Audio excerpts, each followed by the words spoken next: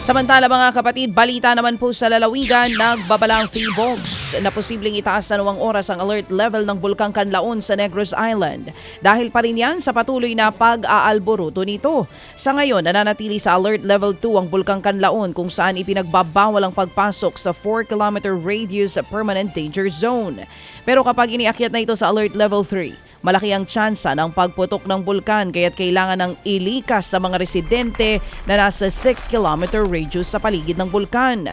Sa huling tala ng PHIVOLCS, umakyat na sa higit 300 ang naitalang volcanic earthquake sa Kanlaon sa nakalipas po yan na magdamag.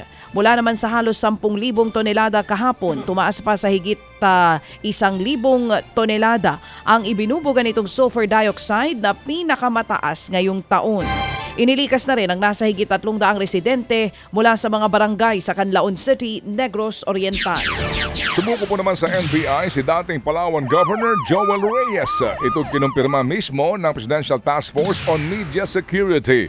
Wanted sa kasong murder si Reyes na sangkot sa pagpatay sa broadcaster na si Dr. Jerry Ortega noong 2011 sa Puerto Princesa City. Pero dahil nga daw mayroong kondisyong medikal si Reyes, hindi siya dinala sa kulungan at ngayon po'y nasa ospital. Pasintabi po sa susunod naming ibabalita mga kapatid, nagkalat ang nagkanda putol-putol na bahagi ng katawan ng tao sa isang bahagi po ng riles ng tren po yan sa Daraga, Albay. Ang biktima, 17 taong gulang na dalakita na nasagasaan ng tren. Ayon sa pulisya, hindi napansin ng operator ng tren ng dalagita na nakatira sa tabing riles. Iniimbestigahan pa ng mga pulis kung paano nasagasaan ang biktima. Samantala po naman, natagpuan sa ilalim po ng lababo ang bangkay ng 10 taong gulang na babae sa Atimonan sa Quezon. Kinilala ang biktima na si Kenisha Cedric de la Cruz, 10 taong gulang.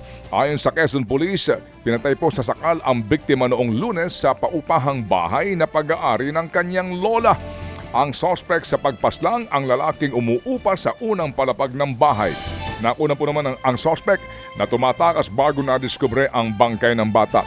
Nag-post pa raw po ng tula sa Facebook ang suspect na tila humihingi ng tawad sa kanyang nagawang krimen. Nakipagtulungan po naman sa mga pulis ang ka-live-in ng suspect kaya nahuli ito sa Rosario, Batangas. Giit ng suspect, nagdilim daw ang kanyang paningin kaya niya napatay yung bata. Sinampahan siya ng reklamong murder.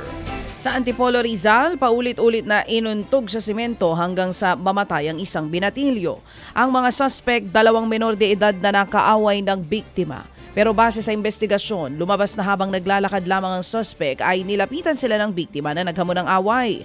Dito na nga nauwi sa suntukan ang 3 menor de edad. Sinubukan silang awatin ng ilang residente pero natuloy ang away nang may mambuyo sa mga sangkot. Sinubukang isugod sa ospital ang grade 7 na binatilyo pero namatay din kalaunan. Mismo nga mga suspect din ang nag-report sa barangay saka sila itinurn over sa mga pulis. Na-inquest na ang 2 suspect para sa kasong homicide at ngayon ay nasa kustodiya na ng Bahay Kalingap. Ted Filon at DJ Chacha ngayon nasa Radyo 5 92.3 News FM Monday to Friday 6 to 10 a.m.